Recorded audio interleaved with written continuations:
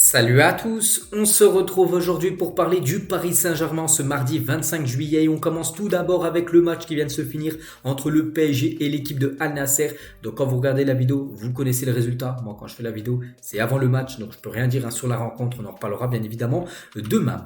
On va parler cette fois-ci de Mbappé, la une du journal L'équipe. Aujourd'hui, ça parle de Kylian, surtout par rapport à son futur. Donc faites vos jeux.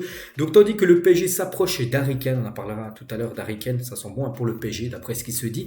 De nombreux clubs dont le Barça et les clubs saoudiens d'Al Hilal s'intéressent aux modalités financières du transfert de Kylian Mbappé qui pour l'instant garde le silence avec Mbappé. Pour l'instant on ne sait pas du tout ce qu'il veut faire, il n'a rien prolongé, il n'est pas sur le départ, voilà, il est actuellement du côté de Paris en train de s'entraîner et c'est vrai qu'il y a beaucoup de rumeurs autour de Kylian.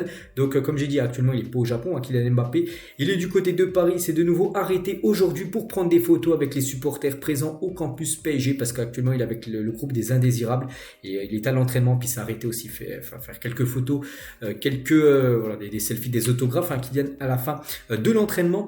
Et concernant son futur, une nouvelle équipe intéressée d'après l'équipe, moi je relaye les infos, pour moi je pense que c'est du fake parce que c'est le Barça. Le Barça a des gros problèmes financiers. Je ne vois pas comment le Barça pourrait faire le coup Mbappé. Mais d'après l'équipe, le PSG et le Barça en discussion pour Kylian Mbappé.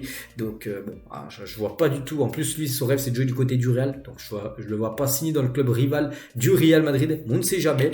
Et toujours avec Mbappé, ça peut intéresser le PSG parce qu'il y a aussi l'option Al Hilal. Eux, ils sont prêts à proposer gros pour Kylian Mbappé. Ils sont prêts à proposer 300 millions d'euros pour le transfert de Mbappé. N'oubliez pas que le plus gros transfert, c'est Neymar, 222 millions d'euros. Et Mbappé, à un an de la fin de son contrat, pourrait rapporter au PSG, si bien sûr Mbappé accepte 300 millions d'euros au club parisien.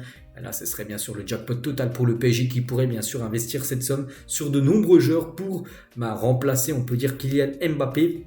Donc voilà, 300 pour le PSG, 700 millions d'euros en salaire pour le joueur Mbappé s'il venait aller du côté de Al Hilal. Et possibilité de rejoindre le Real Madrid libre l'été prochain. En gros, ce serait un contrat seulement d'une saison du côté de Al Hilal. Et il serait prêt à proposer quasiment 1 milliard, parce que 700 plus 300, ça fait 1 milliard. Voilà, c'est cette enveloppe pour Mbappé.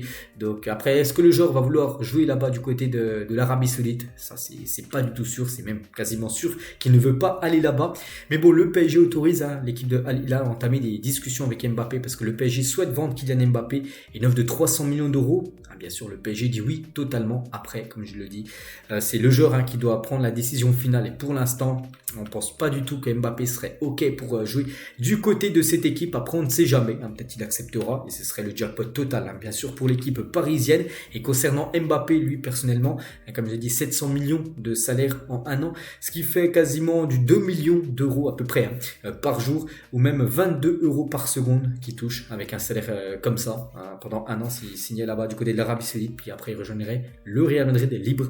Donc voilà ce qui se dit actuellement autour de Kylian Mbappé. Mais comme j'ai dit, du côté de l'Arabie Saoudite, ça sent mauvais pour ce club parce qu'Mbappé préfère faire toute la saison sur le banc plutôt qu'aller en Arabie Saoudite. Donc voilà, bien sûr, ce qu'il y a à dire, et c'est surtout maintenant le Real Madrid qui est très intéressé. Début des négociations entre le PSG et le Real concernant Mbappé. Un agent a été mandaté pour engager les pourparlers entre le club parisien et l'équipe du Real Madrid pour le transfert de Kylian. Et il faut qu'il quitte le club parce que s'il veut pas quitter, surtout s'il veut pas prolonger, voilà plutôt ça, du côté de Paris, il va falloir absolument qu'il quitte le PSG, que le Paris Saint-Germain reçoive une indemnité de transfert. Sinon, ce sera un gros manque à gagner. Il aura fait perdre beaucoup d'argent au club, vu que le PSG avait investi plus de 185 millions d'euros.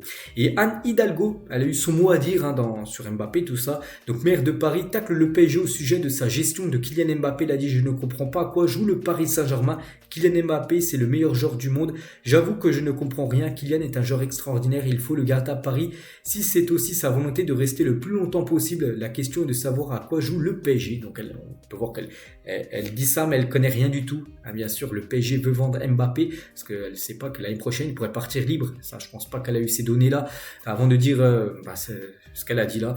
Donc voilà, il faut qu'elle arrête de penser au PSG, qu'elle se concentre sur la ville de Paris. Voilà, beaucoup de choses à gérer et qu'elle gère plus du tout, ou qu'elle dise plus du tout des choses, bien sûr, sur le club parisien. On clôture la page Kylian Mbappé. On va parler maintenant d'Harry Kane, comme ça a été mis dans la une du journal L'équipe. Le PSG intéressé par Harry Kane et surtout l'autre côté aussi, un Harry Kane intéressé pour rejoindre le PSG. Donc Daniel Levy, le président de Tottenham, préférait vendre Harry Kane au PSG plutôt qu'au Bayern Munich en raison de la force financière du club parisien. Donc le PSG fait un gros travail de l'ombre pour signer Harry Kane. De son côté, le Bayern, toujours bien sûr présent, le Bayern aussi, ils en font une priorité. Il faut aussi le pressing pour récupérer le joueur et Thomas Tuchel est fou de lui. Donc voilà, le PSG sur le dossier. Il y a toujours bien évidemment le Bayern. Après, ça sera au joueur de décider, soit Munich, soit Paris pour le futur de sa carrière. Et si ça peut pas se faire, il y a toujours ce joueur aussi qu'on annonce. Donc le PSG est intéressé par Rasmus Højlund et s'est récemment manifesté via des intermédiaires. L'Atalanta réclame 80 millions d'euros pour son joueur. Après bon, même s'il est beaucoup plus jeune, parce que lui il a 20 ans, il y a Harry Kane, il est un peu plus vieux, je sais plus combien il a, peut-être 27 Harry Kane. Voilà, Harry Kane pour moi c'est le joueur parfait du côté de Paris pour le poste de numéro 9. Après, voilà, ça reste toujours compliqué, mais ça va bien mieux, on va dire, les dernières rumeurs qu'il y a à peu près 2 semaines où le PSG était totalement exclu de la course à Harry Kane.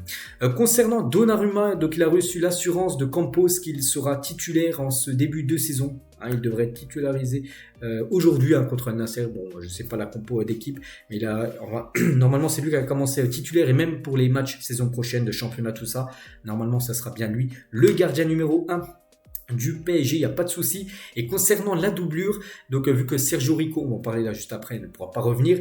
Donc on parlait beaucoup de Yacine Bounou, mais on ne parle plus de Yacine Bounou, maintenant on parle plutôt de Arnaud Tenas. Le PSG a bien proposé un contrat à Arnaud Tenas qui n'a pas encore donné de réponse. Il deviendrait la doublure de Donnarumma. En gros, lui, c'était la doublure de Ter Stegen du côté du Barça. Et il pourrait potentiellement devenir la doublure de Donnarumma du côté de Paris.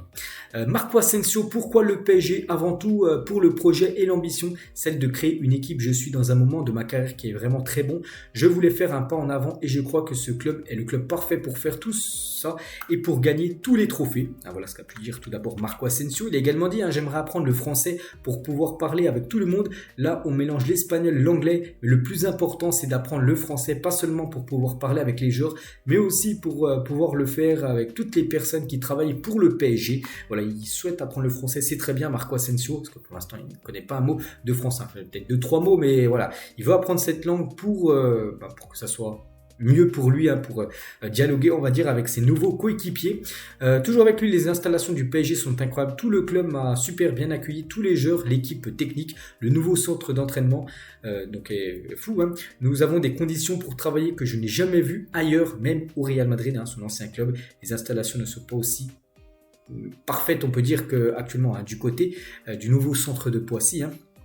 Pour bien sûr s'entraîner du côté de Paris.